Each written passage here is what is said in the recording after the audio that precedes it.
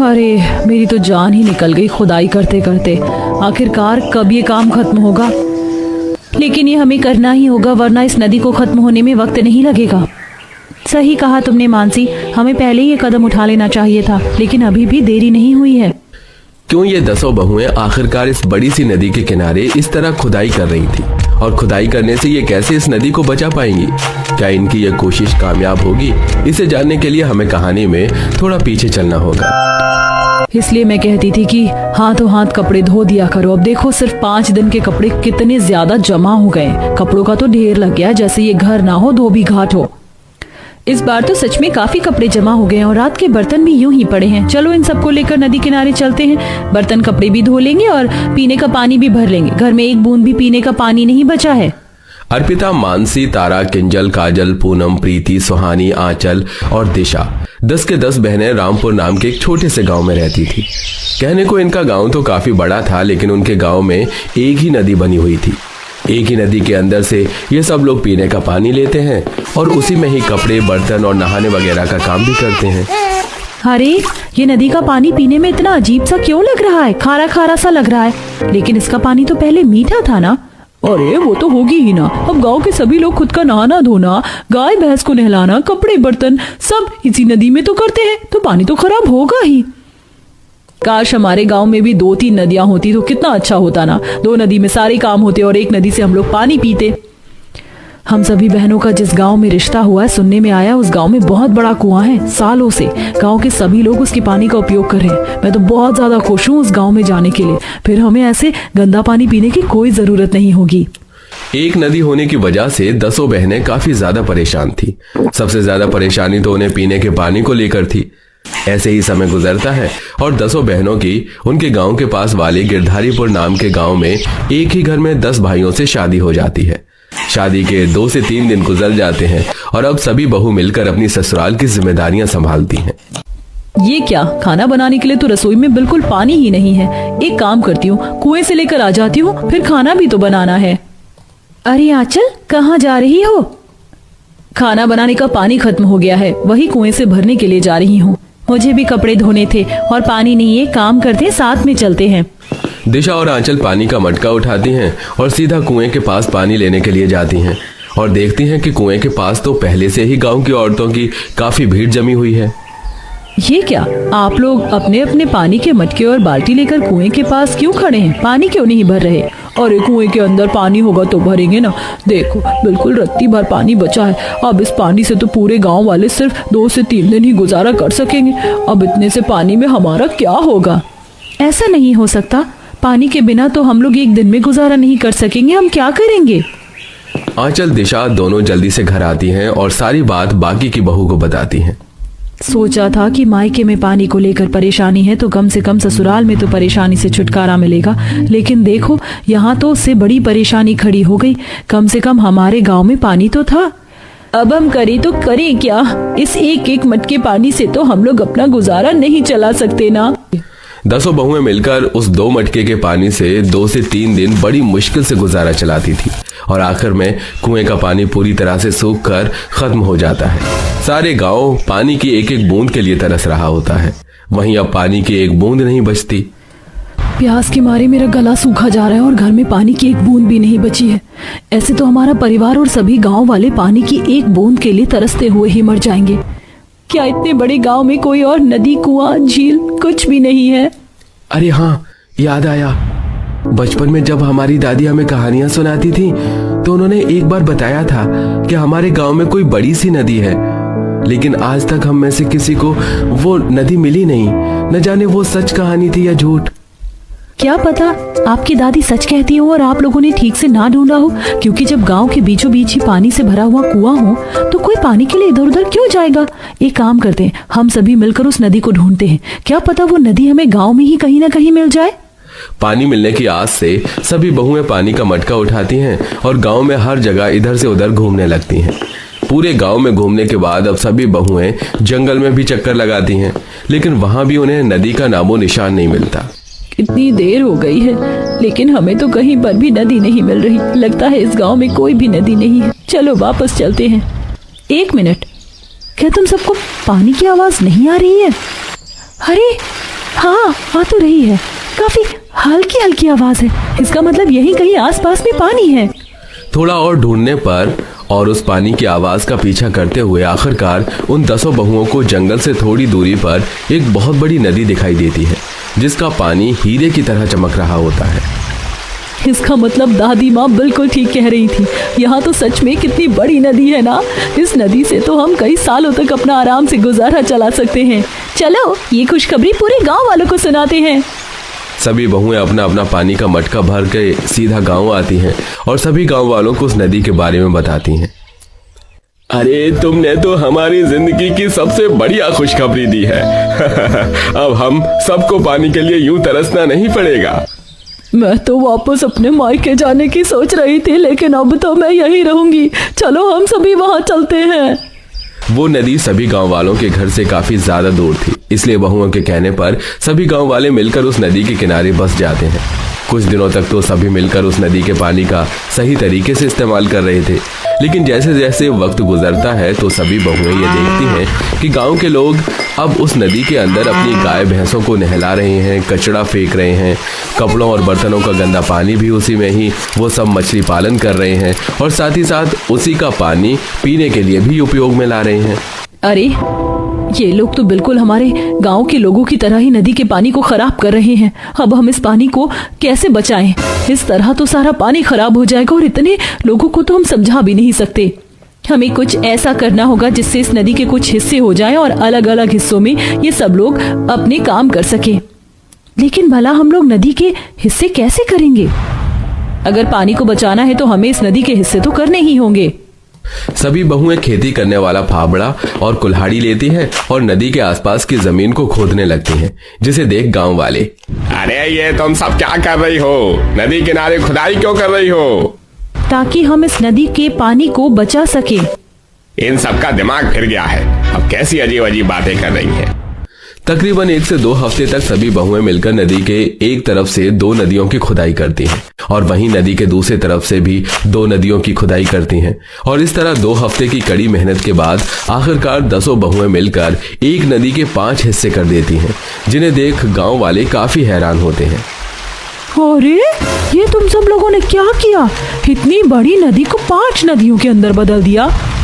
ये हमने आप लोगों के लिए किया है। अब एक नदी के अंदर के पानी का इस्तेमाल आप नहाने धोने में कर सकते हैं, एक नदी के पानी का इस्तेमाल पीने में, एक नदी के पानी का इस्तेमाल मछली पालन में, एक नदी के पानी का इस्तेमाल सिंघाड़े, कमल, ककड़ी और कमल के फूल की खेती के लिए, और एक नदी का इस्तेमाल आप लोग सब्जियों की खेती के लिए कर सकते हैं। इससे नदियों का पानी भी गंदा नहीं होगा और हम लोग आराम से उनके पानी का इस्तेमाल भी कर लेंगे। सभी गांव वाले उन 10 बहू की बात पर ज्यादा ध्यान नहीं देते और अपने अपने काम में लग जाते हैं। लेकिन जैसे जैसे समय गुजरता है, अब ये 5 नदियां उसे एक गांव के लिए काफी बढ़िया साबित होने लगी थी। अब ना ही तो उन लोगों को खाना बनाने और पीने के लिए नदी के गंदे पानी का उपयोग करना पड़ रहा था और ना ही उनकी नदियां गंदी हो रही थी, और अब उन सब के सारे काम भी काफी आसान हो गए थे। अरे तुम 10 बहुओं ने तो 5 नदियां बनाकर हमारे पूरे गांव को अच्छे से बसा दिया है। वही पहले तो ये हमें ज्यादा कुछ खास नहीं लगा, लेकिन अब हम सबको ही अपने सारे काम करने में बड़ी आसानी होती है। वरना पहले तो पूरे गांव में से कोई ना कोई गंदा पानी पीकर बीमार होता ही रहता था, लेकिन अब हमारे हर काम के लिए अलग अलग नदियां हैं, जिससे पानी की भी बचत होती है और पानी साफ भी रहता है। हम लोग जानते थे कि एक दिन ये 5 नदियों वाला गांव आपको जरूर रास आएगा, इसीलिए तो हमने ये किया। हमारे जीवन का एक अनमोल रत्न है पानी, और हम किसी भी कीमत पर इस रत्न को नहीं गवा सकते। 10 बहू की वजह से उस गिरधारीपुर नाम का गांव अब 5 नदियों वाले गांव के नाम से बदल जाता है, और अब सभी बहुओं के साथ साथ गांव वाले आराम से उन 5 अलग अलग नदियों के पानी का अलग अलग काम में इस्तेमाल करते हुए पानी की बचत करना भी सीखते हैं।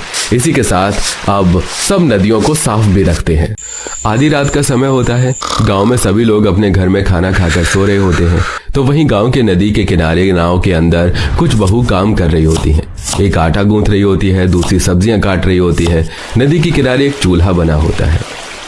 हे भगवान, आज तो काम भी नहीं हो पा रहा। बहुत ठंड लग रही है, ऊपर से ये ठंडी ठंडी हवाएं भी चल रही हैं। ऐसे दिन देखने पड़ेंगे, ये तो मैंने कभी सोचा नहीं था। काश हमारे पास एक कंबल ही होता। यहाँ तो हमारे पास कुछ भी नहीं है ठंड से बचने के लिए। वैसे तो हम सब ये बेकार में ही बर्दाश्त कर रहे हैं। आज अगर ननन जी ने ऐसा न किया होता तो हमारा ये हाल ना होता। माँ जी को मैंने कई बार कहा, लेकिन वो इधर से सुनती है उधर से निकाल देती हैं। उनके ऊपर हमारी बातों का फर्क थोड़ी पड़ता है। ऐसा बोलकर सभी बहुएं आपस में गुस्से में एक दूसरे से बातें कर रही होती है और ये सारी बातें उनके सास सुन लेती है। एक इंसान की गलती की वजह से सभी को सजा मिल रही है। मेरी 10 बहू 10 बेटे सब अपने घर को छोड़कर नाव पर आ गए हैं। हे भगवान, अब तुम ही कुछ करो। निशा, मैंने तुझे अपनी रसोई की कुछ फोटो भेजी है, देखी तूने? मेरी रसोई कितनी अच्छी है ना? हाँ अनीता, तुम्हारी रसोई तो सच में बहुत अच्छी है। अब तो यकीन हो गया होगा ना तुझे कि मेरी शादी कितने बड़े घर में हुई है। अच्छा मैं रखती हूँ, बाद में तुझे वीडियो कॉल करके दिखाऊंगी अपना पूरा ससुराल। इतना बोलकर अनीता फोन रख देती है और निशा पुरानी यादें सोचकर खुद से कहती है, जब अनीता की शादी हुई थी तो उसने मुझे बहुत सारी फोटोज दी थी अपनी रसोई की। बड़ा बन रही थी ना, आज मैं उसे भेजूंगी अपनी रसोई की फोटो। निशा अपनी दोस्त को चढ़ाने के लिए उसी रात जब सब सो रहे होते हैं तो फोन लेकर कमरे से बाहर रसोई में आती है और अपनी लग्जरी रसोई देखकर काफी खुश होती है। मेरी रसोई तो मेरी दोस्त की रसोई से काफी सुंदर है। अब तो मैं फ्रिज के पास, दीवार के साइड, चूल्हे के पास, हर जगह खड़े होकर फोटो खींच कर दूंगी उसे। इतना बोलकर निशा फ्रिज के पास खड़ी होकर फोटो लेती है और अपनी दोस्त को व्हाट्सएप कर देती है, जिसके बाद वो बर्तनों के पास खड़ी होकर एक सेल्फी लेती है और अपनी दोस्त को व्हाट्सएप करती है। कुछ देर बाद वो रसोई में चूल्हा ढूंढती है पर उसे कहीं गैस चूल्हा नजर नहीं आता। चूल्हा कहाँ चला गया? चूल्हे के साथ भी एक फोटो लेनी थी। आखिर उसे भी तो पता चले कि मेरा ससुराल भी कितना अमीर है और मेरे घर में कितना महंगा चूल्हा रखा है। एक काम करती हूँ, इधर उधर देखती हूँ, क्या पता कोई नई तकनीक का चूल्हा हो जो मुझे नजर ही नहीं आ रहा। इतना बोलकर निशा सब जगह चूल्हा देखती है, यहाँ तक कि कबर्ड तक खोलकर देखती है, पर उसे पूरी रसोई में कहीं भी गैस चूल्हा नजर नहीं आता। चूल्हा कहीं नजर नहीं आ रहा। खैर इतनी फोटोज काफी हैं, यही भेज देती हूँ। शायद माँ जी ने कहीं रखा होगा चूल्हा संभाल के। निशा सारी फोटो अपनी दोस्त को व्हाट्सएप कर सोने के लिए चली जाती है और अगली सुबह जब उसकी पहली रसोई होती है तो उसके कमरे में उसकी सास आशा और नंद करिश्मा आती हैं। अरे वाह भाभी, आप तो बड़ी जल्दी तैयार हो गई। वैसे मैं यहाँ आपका ऑर्डर लेने आई थी, तो बताइए आपको क्या खाना है? क्या? मेरे खाने का ऑर्डर? पर आज तो मेरी पहली रसोई है, खाना तो मैं बनाऊंगी। हमारे घर में तो चूल्हा ही नहीं है, फिर तू खाना किस पर बनाएगी? पर फिर भी अगर तुझे अपनी पहली रसोई करनी है तो तू खाने में वेजिटेबल सैंडविच और कुछ फ्रूट चाट बना लेना। क्या रसोई में चूल्हा नहीं है? बिना चूल्हे के खाना कैसे बनेगा? और पहली रसोई में ये सब कौन बनाता है? हाँ भाभी, पिछले कई सालों से हमारे घरों में चूल्हा नहीं चला, इसीलिए हम लोग बाहर से खाना मंगवा कर खाते हैं, क्योंकि घर में एक ही चूल्हा था माँ का, वो भी अब सही से नहीं जलता और अब हमें बिना चूल्हे के खाने की आदत पड़ गई है, तो हमें ज्यादा फर्क भी नहीं पड़ता।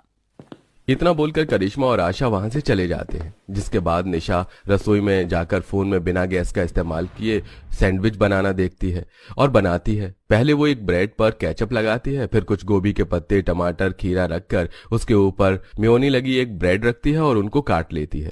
इसके बाद कुछ केले लेकर उसमें ड्राई फ्रूट्स डालकर मिक्सर में बनाना शेक बनाती है। साथ ही फिर से कुछ फ्रूट निकाल कर उन्हें छीलती है और उनके छोटे छोटे टुकड़े करके उनके ऊपर चाट मसाला डालती है और बाहर सबके लिए लेकर आती है, जहां सब पहले से ही होटल का खाना खा रहे होते हैं। माँ जी, पापा जी, आप तो ये बाहर का खाना मत खाइए, आपकी सेहत के लिए सही नहीं। अरे बहू, तुम फिक्र क्यों करती हो? पिछले कई सालों से खा रहे हैं हम बाहर का खाना। अच्छा हुआ जो तुम सैंडविच और बनाना शेक लेकर आ गई। आज के खाने में मिर्च बहुत है, सैंडविच और शेक से नाश्ता करना पड़ेगा। बिना चूल्हे का अच्छा नाश्ते का ऑप्शन बनाया है तुमने। इतना बोलकर सभी लोग खाने के साथ वेजिटेबल सैंडविच, फ्रूट चाट खाते हैं और बनाना शेक पीते हैं। कुछ देर बाद उनके साथ निशा भी खाना खाती है। इसी तरह 2 दिन बीत जाते हैं और अब वो सोच में थी कि बिना चूल्हे के डिनर में क्या बनाए, तो वो फिर फोन में देखती है। इतने में उसकी नंद आ जाती है। नाश्ते में तो बिना चूल्हे की चीजें बन जाती है, पर डिनर में क्या बनाऊं? आज हम बाहर से कुछ नहीं मंगवा रहे, पूरा दिन हैवी हो गया आज तो। आज कुछ हल्का खाने का मन कर रहा है सबका। एक काम कीजिए, बीन्स की फली का सलाद बना लीजिए, यूट्यूब पर देखना मिल जाएगा, और जो आपको ठीक लगे। मैं जाती हूँ। पता नहीं कब इस घर में चूल्हा आएगा। अब क्या बनाऊं बिना चूल्हे के? काम करती हूँ, आज डिनर में बिना तड़के वाला पोहा बना लेती हूँ और बीन्स का सलाद देखती हूँ। क्योंकि घर में चूल्हा नहीं होता, इसलिए निशा किचन में जाकर थोड़े से चूरा पानी में भिगो देती है और उनके ऊपर मूंगफली, धनिया, नमक, लाल मिर्च पाउडर और नमकीन डालकर पोहा बनाती है। फिर बीन्स की फली को लंबा लंबा काट कर उसमें नीचे हरी मिर्च, प्याज डालकर मिक्स कर देती है और सबको देती है। नॉट बैड भाभी, आप बिना चूल्हे के भी बहुत कुछ बनाना जानती हैं। बहू, बहुत अच्छे पोहे बनाए तुमने, मेरा तो पेट भर गया, और ये सलाद भी। डिनर में पोहा पहली बार खाए हैं, ये हल्के भी हैं और पेट भी भर गया। मैं तो चला अपने कमरे में सोने। घर वालों का तो पेट भर जाता है और सब चले जाते हैं अपने कमरे में, पर बेचारी निशा का नहीं। इन सब का पेट कैसे भर जाता है कच्चा पक्का खाकर? बिना खाना खाए तो मेरा पेट ही नहीं भरता। पेट में चूहे कूद रहे हैं। काम करती हूँ, सलाद काट लेती हूँ और थोड़े से झालमुरी और मैंगो शेक बना लेती हूँ। इतना बोलकर निशा फिर से रसोई में जाती है और अपने लिए थोड़ी सी सलाद काटती है। साथ में मुरमुरे में नमकीन, नींबू, तेल, नमक डालकर झालमुरी बनाती है और खाती है। वहीं हर दिन पूरा परिवार बाहर से खाना मंगवा कर खाता है, जिस वजह से निशा परेशान होने लगती है। बहुत हो गया रोज रोज बाहर का खाना। अब मेरा मन नहीं करता बाहर का खाना खाने का, और घर में बिना चूल्हे के आखिर मैं कब तक ये तरह तरह के सलाद, शेक, पोहे, झालमुरी, फ्रूट चाट से पेट भरूं? मुझे घर का खाना है।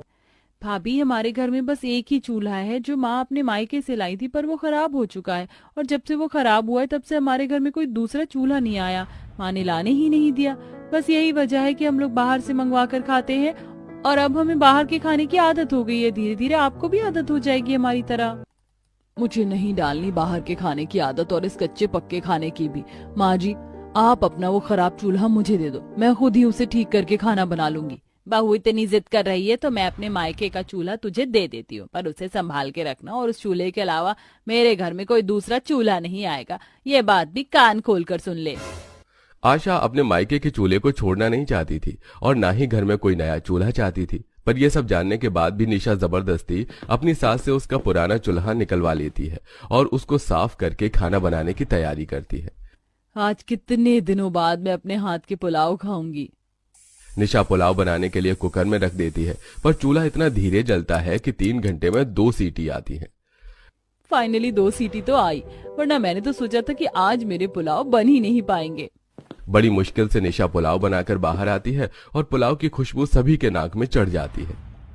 हा, तुम्हारे पुलाव की खुशबू, ओहो, मजा आ गया, बहुत अच्छी आ रही है, थोड़ा सा टेस्ट तो करवाना। बहू, बहुत दिन हो गए हैं घर का खाना खाए हुए, थोड़ा मुझे भी देना। पुलाव की खुशबू अमित और विनोद को इतनी भाती है कि वो दोनों भी काफी दिनों बाद घर का बना हुआ खाना खाते हैं। खाना खाने के बाद जब निशा बर्तन धोने जाती है तो वो देखती है कि सारे बर्तन काले हो गए हैं और बर्तन धोते हुए उसके हाथ भी काले हो गए हैं। मेरा हाथ देख रहे हो? वो चूल्हा इतना धीरे जलता है और इतना काला फेंक रहा है कि सारे बर्तन काले हो गए, और उन्हें साफ करते हुए मेरे हाथ भी। हाँ, तो किसने बोला था माँ का खराब चूल्हा इस्तेमाल करने को? मैं सारी जिंदगी बाहर का खाना नहीं खा सकती, और हम नया चूल्हा घर में ला नहीं सकते, इसलिए बनाना पड़ा। हम माँ जी के चूल्हे को ठीक तो करवा सकते हैं ना।